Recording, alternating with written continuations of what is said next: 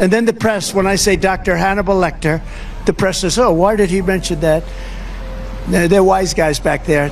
We have got to dispense with this obsession with the horse race instead of the issues. We have to stop covering for Trump by reframing his incoherent, loopy, misogynistic rants as anything but what they are. She kicks everybody out of convenience stores before she goes in. How many times have you seen Kamala dive into a crowd and start hugging the American people? The mainstream media's complete failure to properly cover Donald Trump in this race remains astounding to me. That they didn't learn their lesson in 2016. They didn't learn it in 2020, and now it's 2024. And consistently, we see the media fail to hold Trump to account, fail to call out the ridiculous and dangerous things that he says. This term sashing is becoming a lot more prevalent to describe what the mainstream media is doing, really trying to make up for the pitfalls in all of Donald Trump's speeches, to try to make sense of the things he says instead of just calling them out for being ridiculous, absurd, and, like I said, dangerous. And it is especially scary to see, in contrast to the way that Kamala Harris is covered, we see this double standard all the time between the way that Donald Trump is given such a long leash and all the things that KLA Harris says or does are picked apart and put under a microscope, which, of course, it is good that politicians are called out by the media for whatever party that they're a part of, but this discrepancy is dangerous, and it's really just disturbing to see. But thankfully, Kamala Harris is responding to these attacks from the mainstream media,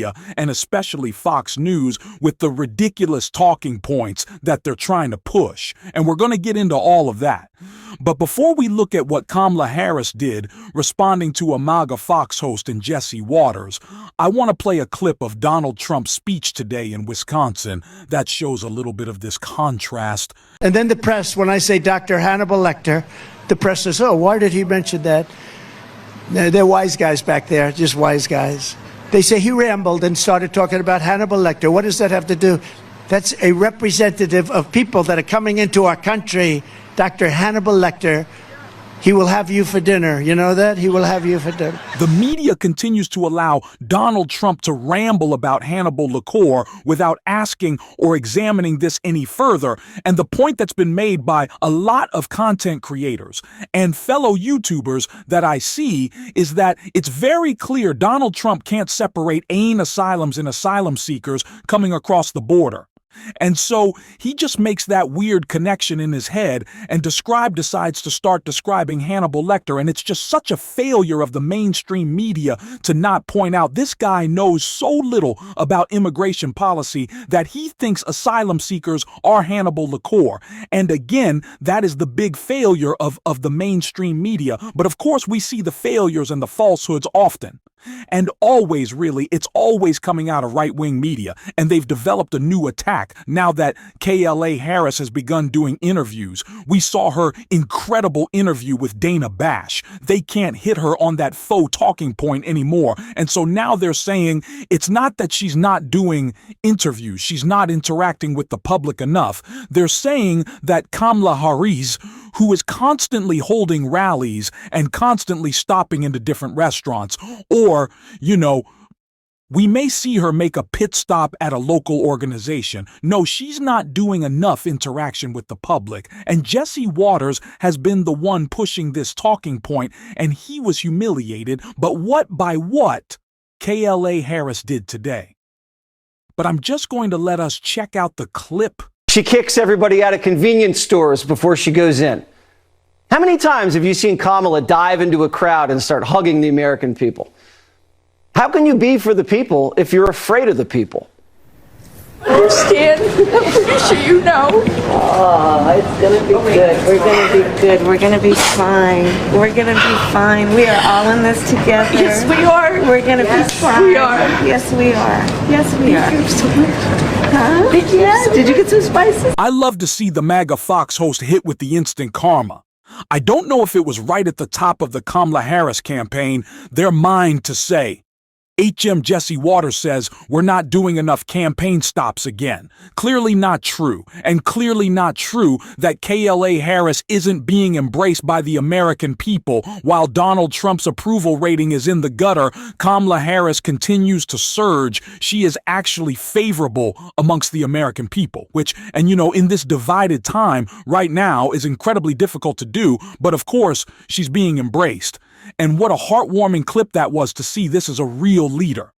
I can't imagine Donald Trump having any empathy or joy and behaving in such an incredible way like happened in that clip. No, it's not going to happen with Donald Trump. He doesn't have any emotion. And so again, such a ridiculous talking point by Jesse Waters. But it wasn't just Kamala Harris and her actions shutting down Jesse, but also Jessica Tarlo with her words. Kamala Harris is running a campaign that is resonating with the American public. That's just a fact about it. She has moved so far ahead of where Joe Biden was, you know, up 7-8 points in some of these states.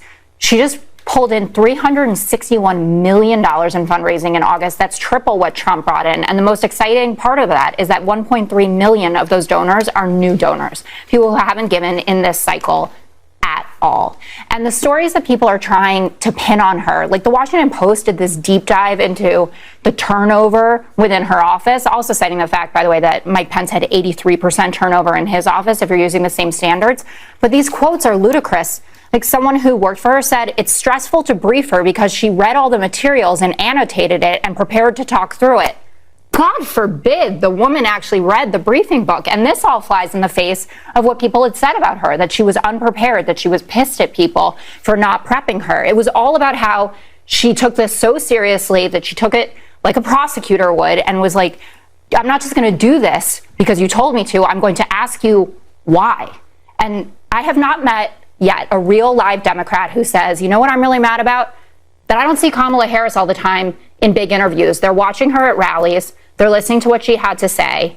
They're high off the DNC 100%, and they're giving their money. A new right-wing talking point saying that Kamala Harris isn't a great leader because they're trying to claim that she was mean to her staff or she was rude to her staff. But when they actually start to tell the story, to give the accounts, they're saying that it was rude that Kamala Harris was asking follow-up questions. Her staff would bring her policy proposals, or, you know, they would be talking about an event that they think she should go to, and she would say, oh, well, why? Or why does it say this in this brief? Where did you get this idea?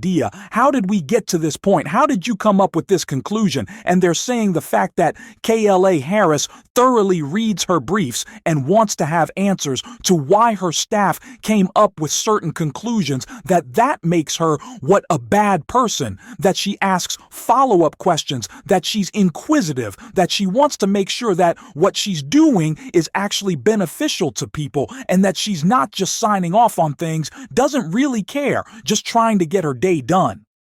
I don't get it. And especially in contrast with Donald Trump, who we know did not read even his security briefings, I think they had to turn him into picture books. They certainly had to read them out loud to him. It's just absolutely ridiculous. And this is what I'm talking about in this media coverage. It is so bad and incredibly hurtful to our democracy. And someone who did a great job calling that out was Joy Reid. We have got to dispense with this obsession with the horse race instead of the issues. We have to stop covering for Trump by reframing his incoherent, loopy, misogynistic rants as anything but what they are. Evidence of his fundamental unfitness to ever have been this country's president in the first place and ever to be again.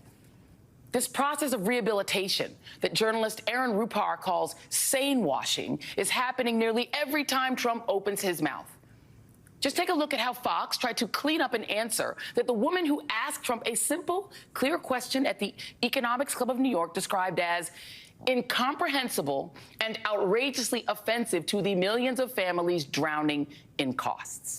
If you win in November, can you commit to prioritizing legislation to make childcare affordable? We're going to be taking in trillions of dollars.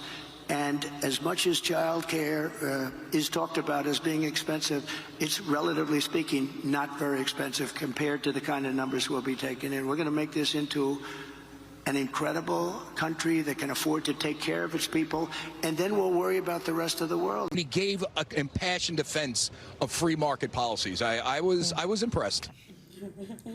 Oh, for crap's sake.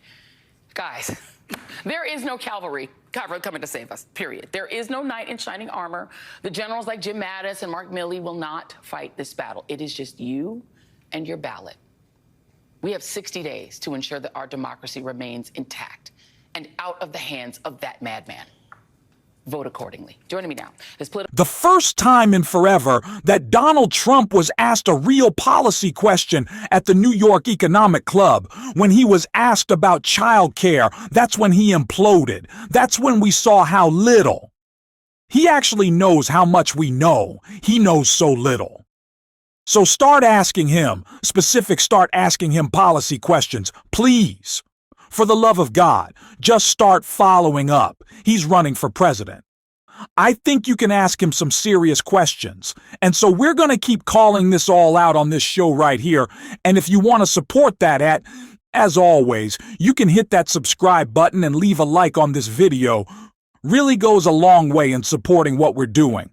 And until next time, I'll see you soon.